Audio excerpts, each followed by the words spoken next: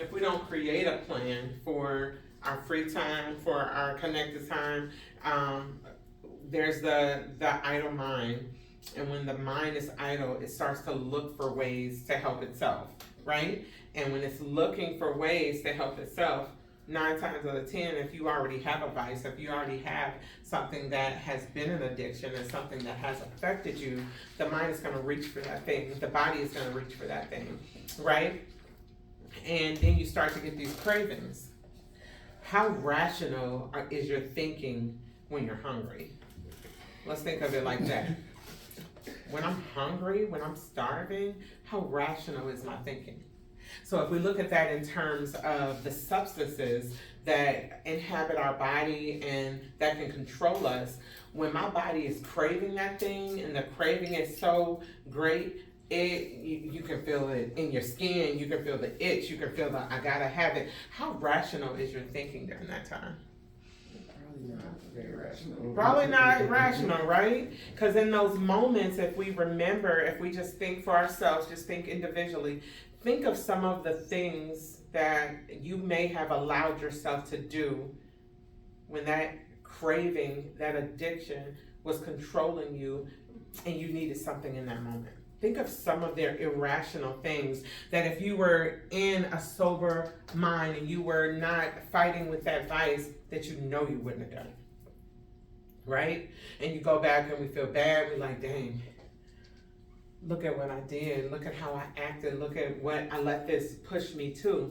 How many of you have risked what could possibly be jail time for your addiction? Can say, I mean, let's be honest, have stolen something from a store, have driven under the influence, knowing that we are putting ourselves in danger and the people around us, have done it in front of our children, have entered into situations that can be damaging and harmful not only to us, but to those around us. And at that moment, we're not thinking about who's going to be affected, how they're going to be affected, because all we can think about is, I need this right now. The itch in my body, the feeling in my body, the way I'm feeling, I can't control it. And I don't know how to break it on my own. So I need to get it. I don't have the means to get it. So I have to do what I can to get it.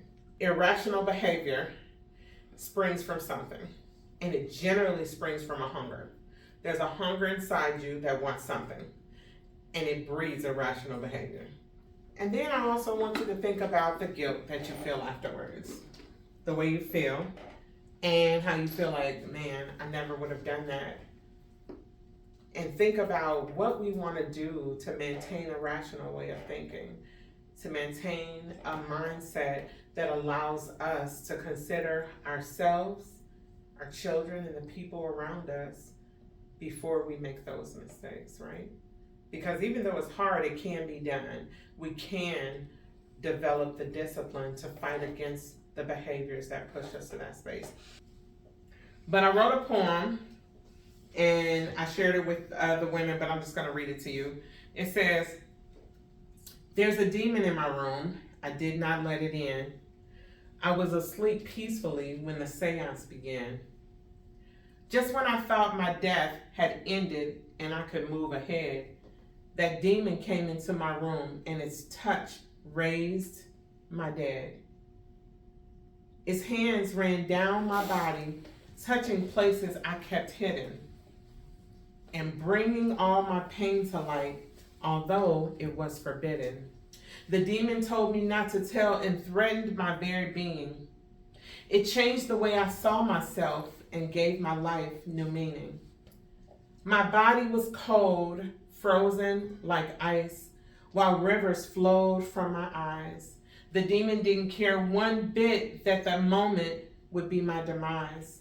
Look at me, the demon said, but I kept my senses closed. The less I knew about the demon, the less I could expose.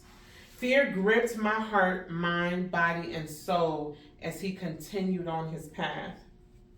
The demon didn't know or care who I'd be in the aftermath. For in that very moment, a stone consumed my soul, predicting the burning, broken glass that would rise from what he stole. I never told a single soul of what the demon did, but somehow my life revealed the blaze and pulled the shield off what I hid. For everyone who visited me after that day has felt my pain. I thought my trauma would sit in silence, but it roared its ugly name. It rained like an angry hurricane, consuming without a care. My 6 reasons have felt the wrath as if they were right there. Let's talk through that real quick.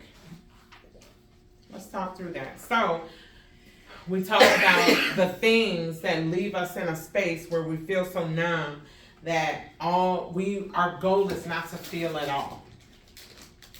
And all of us have those things, but what society has taught us is to keep silent about them. Society has taught us to close up about those things that left us broken, and we close up about them, we sink them inside, and we become that stony space. We internalize it. Next thing you know, we're looking for something to numb us, something to make us feel, something to consume us, something to take away that feeling. And that feeling is only gone for the moment, and then we need another moment, right? If it takes away that feeling once and it doesn't fix, I need to do it again, because now here it is again. So I have to continue to feel. But what society has told us is that we have to bury these things and we are not to share them. My challenge is to you is to start releasing these things. Think of the word, if we don't release these things, we don't command our own healing, and we prevent our story from being healing to others. What are we doing to develop a coping mechanism that keeps us from reaching for that advice?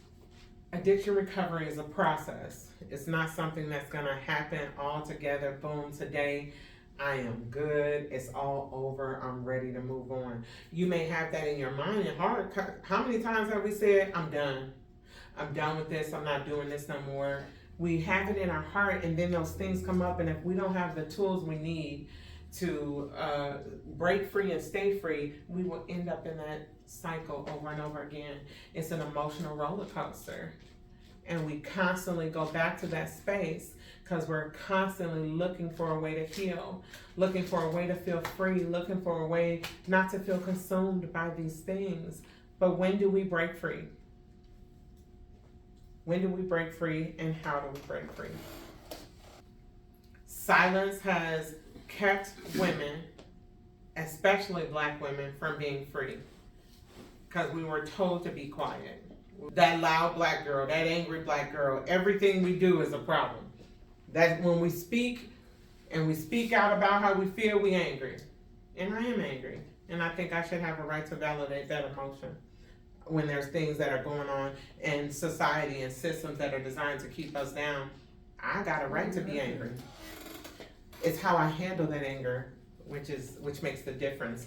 And if my anger becomes productive, or if it turns into malice and turns into something that destroys others. I want my anger to destroy systems and not people.